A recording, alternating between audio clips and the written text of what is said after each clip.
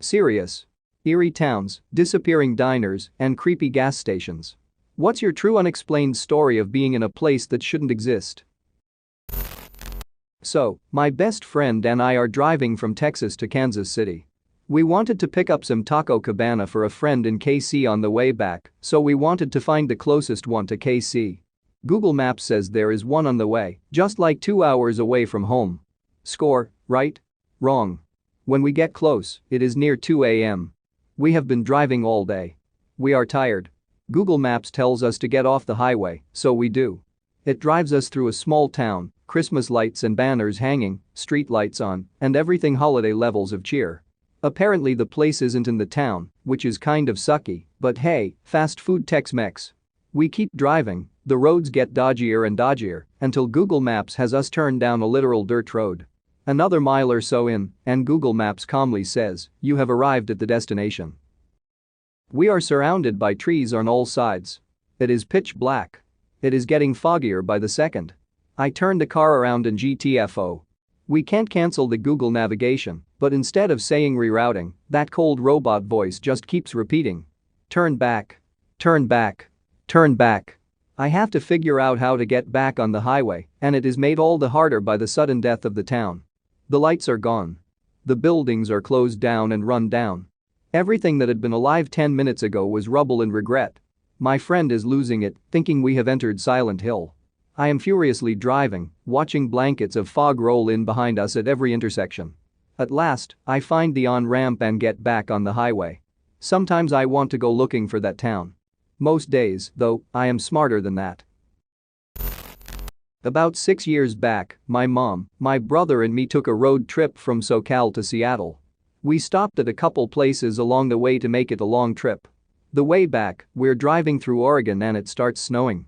It's about midnight, so we decide to get a room, spend the night and head out back in the morning. We see this really ugly sign off the freeway saying hotel next exit, so I take the exit and head up. It goes up a hill and back down, and it's just a huge clearing. Small little motel. There were cars there, looks full. It's like a bunch of bungalows all closed off and split into rooms. The cars all are parked in front of the rooms except like one room.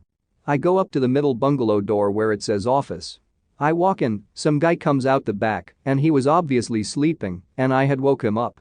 I ask for a room and he says, "Hold on man, let me handle something in the back real quick." The guy lets out this massive gnarly fart. Starts low and ends high. Pretty sure he had to wipe after that one. I start laughing and he walks back in and gets mad I'm laughing. Gives me the key and my mom and brother all go to the room for the night. Next morning, it's about 7 a.m. and we hear people outside the room. It's loud and a lot of people. I look out the window and no one is there. Not a single person, but we can still hear them. We got ready and left at about 7:30 in the morning. We can still hear people but still don't see anyone. We walk outside and it's nothing but old cars parked there. Rusted out, some sitting in cinder blocks, some no windows. I go to the office and a different guy than the gnarly fart guy is there. He keeps asking if we're sure we don't want to stay another night. I say no and we get in the car and remembered we saw a McDonald's like an exit or two back. So we backtrack, get breakfast and we start heading back home. On the way back, we pass a sign that says no facilities next 20 miles or something like that. We don't see the bootleg sign we had seen the night before. After that, we made sure we only stayed at big motels off the freeway. Many years ago, my family and I moved from California to Nebraska. I was still a young kid, probably 5 to 6 years old. We were driving through Nevada and shortly after Las Vegas and we needed to stop and fuel up. We stopped at your typical old school gas station that rings when you pull up to the pump. I don't remember it that well, but my dad told me it looked normal. He got out to stretch while my mom went inside to pay for gas. My mom said that when she walked in, the gas station had quite a few people inside, despite us being the only car there. When she walked up to the counter to pay for gas, everyone turned to her and the lights went out. She ran outside where my dad witnessed everything and helped her into the car, and we sped off down the interstate, not caring whether we ran out of gas or not. To this day, my mom says that's one of her scariest encounters because she can't explain nor figure out exactly what was going on. And yes, we found a better gas station down the road and made it to Nebraska. When I was 7, all potential credibility has just been abandoned, I'm sure. I rode my bike into a tunnel under a 2-lane road. When I emerged, I was in a desert. The path was still there, it went straight off into the desert. There were a few cactus plants, it was hot and sunny. I quickly turned around and went back through the tunnel and emerged into my own hometown park, where it was late afternoon with lots of West Coast trees, and it was November. I looked through the tunnel and could see the other side of the park with no cactus, just normal trees. I'm not sure if this counts. Driving down to Florida through rural Georgia, my husband and I were hungry and needed to go to the bathroom. I have no idea where we were, but it was one of those long stretches of absolutely nothing that you come across in the southeast sometimes, so we were glad when we saw a gas station at an exit. If I remember correctly, it was the only thing there. We got out of the car and noticed that there were a lot of people in the parking lot, not doing anything, just parked around the edges of the building talking and letting little kids run around, but they didn't seem to be part of a traveling group, if that makes sense. They just seemed to be hanging out. We got a very weird vibe because they all seemed to look at us as we got out of the car and went inside. No one was inside the store at all, so we went to the bathroom and were looking at the food for sale when everyone, and I mean everyone that had been outside, poured into the building all at once. Even though we were hungry, we got weirded out and left without buying anything. To this day, I have no idea where we were and why that one gas station was the only building in the middle of nowhere. Stayed at a hotel in a small town about 1.5 hours outside of Roswell, New Mexico. We had made a 500-mile drive that day and were eager to stop. It was about 10 p.m. when we pulled up to this hotel my dad had booked the night before. It was gothic looking, without the stained glass.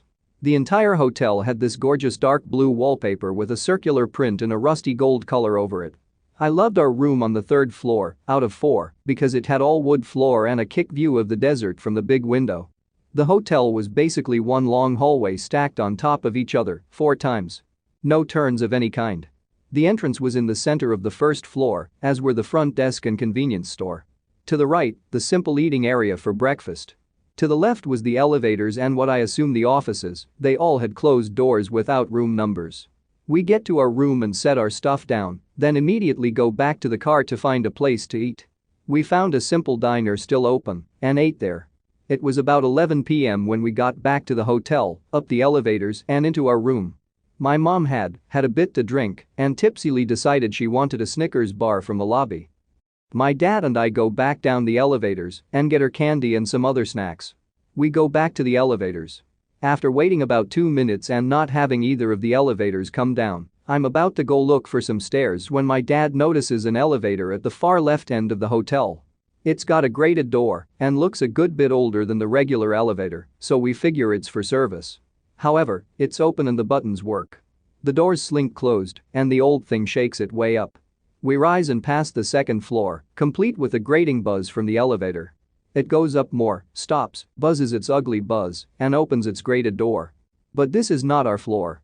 First, the walls are not blue with gold accents, they're a solid piss-yourself pink. Second, there are no doors. The walls are totally smooth, no doorways or other alcoves, not even for the normal elevators. And on the wall, there are paintings. Horses on the plains, children at a picnic, a portrait of a native family. Nothing particularly creepy, but it was clearly wrong. My dad and I step out of the elevator and do a lap down and back the hallway. It's certainly long enough. I can't see any air vents or anything as well, and it feels very stuffy in there. As we wander and wonder at these halls, I can't help but shake the feeling we're being watched. After only a couple of minutes, we get back into the service elevator and go back to the lobby. Just as we get off, it makes its grinding shaking noises and ascents. We go to the front desk and ask the lady about that floor, but she just looks at us like we were loons. It's late and we're tired, so we don't press the issue. We try the normal elevators again and they open to us immediately. My dad, ever the curious man, presses the buttons for the 2nd, 3rd, and 4th floors as well. The floors are all normal. Back in our room, my drunk mom is asleep at this point, so we just go to bed. The next day as we pull out of the lot, I noticed that the building had 3 rows of windows along the upper 3 floors, as expected, since those were the actual rooms. The 1st floor had some longer windows, but they were all the same height. There was no way for that secret pink hole to fit in between any of those floors. A few years ago, I was driving home from Florida to Pennsylvania with 3 of my friends. It was late, probably sometime between 1 to 3 a.m., and we were somewhere in North Carolina. We needed gas soon, so we agreed to take the next exit off the highway that had a gas station. The second I took the exit, it was pitch black. There were no streetlights along the exit ramp or on the roads up ahead. The only lights in the area came from my headlights and the lights from 95 behind us. The sheer darkness was enough to creep me out, especially because my vision isn't the best to begin with, but really sucks when it's dark, but we really needed gas, so we pressed on. While driving to the gas station, the only building we saw was a massive old-looking church. We drove by a sign informing us that we were in a town, but there were no businesses or houses other than the church. When we finally got to the gas station, we saw an assortment of giant farm animal statues outside the building, standing tall and barely illuminated. They weren't fenced off, and there were no signs explaining why they were there, so if it's considered an attraction, it's a confusing one at best. However, the weirdest thing happened inside the gas station. With me on this trip was one other girl and two guys. We had all been friends for years, and our dynamic includes making fun of each other a lot, but never deliberately messing with each other's heads. At this point in our trip, we were all tired and eager to get home. The gas station itself was huge on the inside, filled to the brim with shelves, all of which were jam-packed with an assortment of junk food and junk items. In hindsight, this seems weird given how empty the town was, but at the time we were all distracted by just how much stuff this gas station held. The other girl and I went to the restroom while the two guys paid for gas. The restroom were hard to get to as there were boxes piled just outside the door, and the sign just had a piece of paper with women scrawled across it in green highlighter. Upon leaving the restroom, we saw one of our friends entering the men's restroom, also marked by a piece of paper with men written in highlighter. He gave us a weird look as he entered, but we shrugged it off and walked towards our other friend who we could see standing at a shelf a bit away. He was facing away from us, and as we approached, I started to get a bad feeling in my stomach. As we got closer, he turned and gave us the most sinister look I've ever seen. Alarm bells are going off in my head at this point, and my female friend and I proceed to the car, unsure of what to make of the interaction we just had. The second we stepped outside and looked towards the gas pumps, we saw the same two friends we had just seen standing behind us. The one who was entering the bathroom was leaning casually against the car, while the one who gave us a sinister look was finishing up pumping gas. My female friend and I were dumbfounded and asked them how they were standing in front of us when they were both just behind us a few seconds ago, and they looked at us like we had multiple heads. After paying for gas, the two immediately went back out to the car, as the gas station gave off too weird of a vibe to wait in there for us. Sufficiently creeped out, we piled back in the car and noped the flurbo out of there. I'm not sure why we saw two of my friends' doppelgangers in a gas station, or why the doppelgangers seemed to be in such a pissy mood, and I'm really not sure why the gas station had a collection of farm animal statues outside of it. I'm pretty content never going there again though, that place definitely should not exist. This happened to a friend of mine about 20 years ago. He had been working as an installer of double-glazed windows and would often find himself traveling with a crew all over Kent and the southeast of the UK. One job he was doing wasn't all that far from home, so they decided to drive home instead of staying over in B&B. They set off home quite late in the evening, and it was already dark, there wasn't much on the roads, and it was pretty cold, so not many pedestrians about.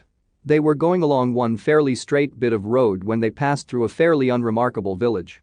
It had the usual things like a pub and a corner shop, but little more else than cottages.